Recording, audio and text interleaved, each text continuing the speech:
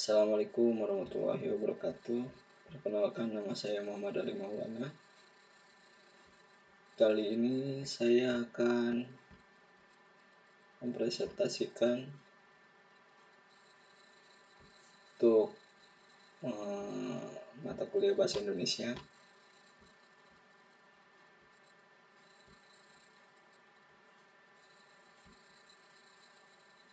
yaitu artikel opini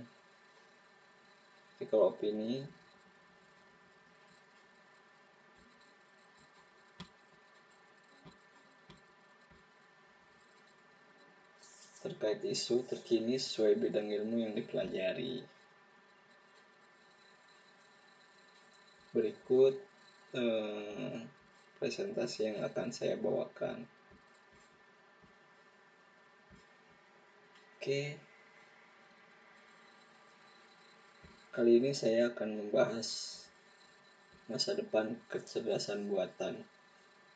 Nah, di dalam pembahasan ini, kecerdasan buatan ini peluang dan tantangan.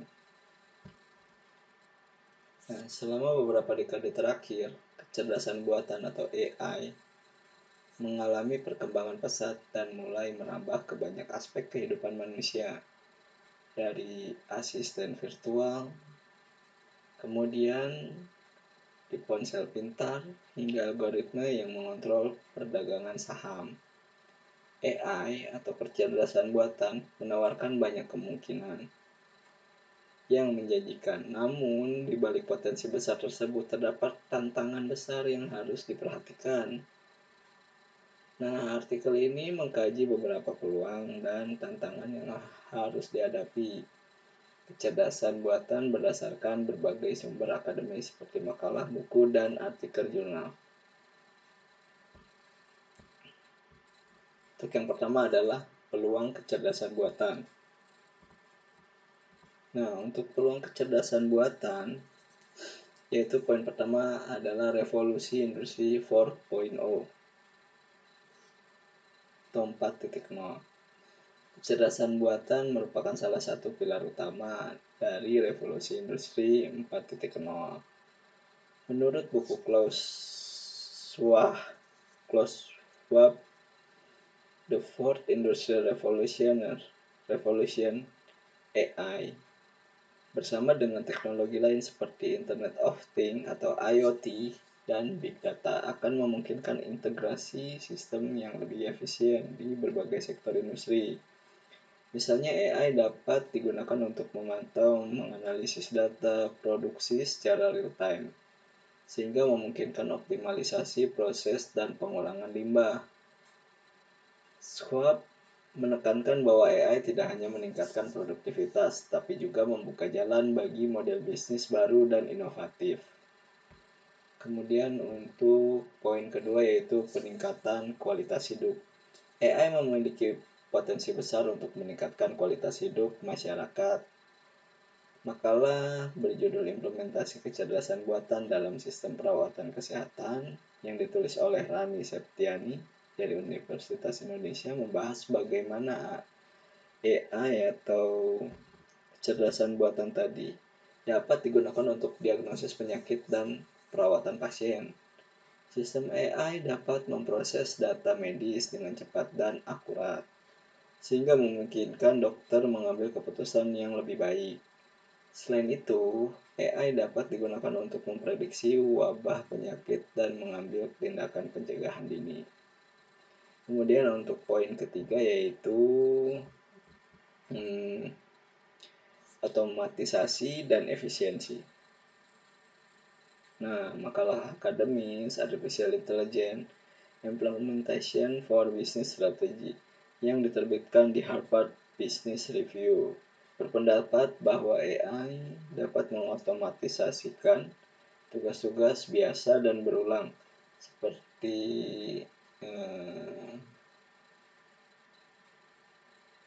mesin produksi mungkin jika di daerah industri, atau yang lebih sederhana itu seperti background remover,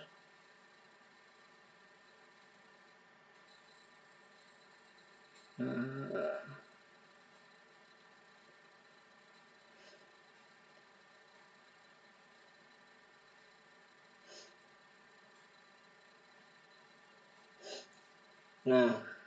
nah untuk tugas-tugas biasa dan berulang serta membebaskan pekerjaan manusia untuk fokus pada tugas-tugas yang lebih kompleks dan kreatif. Nah, misalnya untuk tugas lebih kompleks dan kreatif yaitu di sektor keuangan, AI dapat digunakan menganalisis data pasar yang besar dan kompleks untuk membantu mengambil keputusan investasi yang lebih tepat. Oleh karena itu, AI dapat meningkatkan efisiensi operasional dan memberikan keunggulan kompetitif bagi perusahaan. Kemudian untuk tantangan kecerdasan buatan atau AI, yaitu yang pertama ada etika dan privasi. Salah satu tantangan terbesar dalam pengembangan dan penerapan AI adalah masalah etika dan perlindungan data. Dalam buku Weapon of Mass Destruction karya Cathy O'Neil menjelaskan bagaimana algoritma AI dapat memperkuat bias yang ada dan memperburuk kesenjangan sosial. Misalnya dalam sistem peradilan, algoritma yang digunakan untuk menghukum dapat bersifat bias terhadap kelompok tertentu dan memperburuk rasisme. Selain itu, penggunaan AI dalam pengawasan massal juga menimbulkan kekhawatiran mengenai privasi individu. Ya, kita tidak dapat memungkiri karena kecerdasan buatan itu data-datanya itu dari data yang ada di sosial media atau data-data yang bertebaran di internet. Kemudian untuk poin berikutnya yaitu ketergantungan pada teknologi. Nah, di sini ketergantungan yang berlebihan pada AI juga dapat mempunyai risiko tersendiri. Nah, dari makalah risiko ketergantungan pada kecerdasan buatan dalam keputusan bisnis yang dibuat oleh Arif Budiman dari Universitas Gadjah Mada menyoroti bahwa ketergantungan pada AI dapat membuat perusahaan rentan terhadap kegagalan sistemasi. Ketika terjadi glitch atau error pada sistem AI, dampaknya bisa sangat besar dan merugikan. Oleh karena itu penting untuk selalu memiliki mekanisme cadangan dan kendali manusia saat menerapkan AI. Nah, di sini kita bisa melihat kesimpulan bahwa ketergantungan pada teknologi pun tidak bagus. Karena ketika semuanya bergantung dengan teknologi dan teknologi itu ada kerusakan atau error, kita akan balik lagi ke proses manual. Kemudian ada yang ketiga yaitu pengangguran. Nah, tantangan kecerdasan buatan ini diantaranya adalah pengangguran. Teknologi AI dan otomatisasi berpotensi menggantikan banyak pekerjaan yang saat ini dilakukan oleh manusia. Menurut sebuah penelitian yang diterbitkan dalam jurnal The Future of Employment, How susceptible are jobs to computerization di Oxford Martin School. Sekitar 47% pekerjaan di AS beresiko digantikan oleh teknologi otomatis selama beberapa dekade mendatang. Hal ini merupakan tantangan besar bagi pemerintah dan masyarakat untuk menciptakan lapangan kerja baru dan memastikan bahwa angkatan kerja memiliki keterampilan yang relevan dan merubah kebutuhan pasar tenaga kerja. Nah, dari kesimpulan-kesimpulan yang saya sampaikan, kecerdasan buatan itu menawarkan berbagai kemungkinan yang dapat memberikan manfaat besar bagi masyarakat dan industri. Namun, tantangan terkait etika, perlindungan data, ketergantungan teknologi, dan dampak sosial ekonomi tidak dapat diabaikan. Penting bagi politik, penelitian, dan masyarakat untuk bekerja sama untuk mengembangkan dan menerapkan AI secara bertanggung jawab. Dengan cara ini, Anda dapat memanfaatkan potensi AI sekaligus memitigasi resiko yang ada demi masa depan yang lebih baik dan berkelanjutan.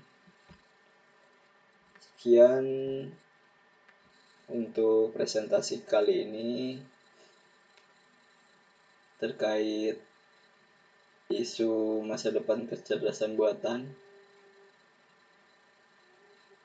Mohon maaf jika ada kesalahan kata, dan terima kasih untuk Bapak Niko Hararet, dan terima kasih juga untuk teman-teman yang telah menonton.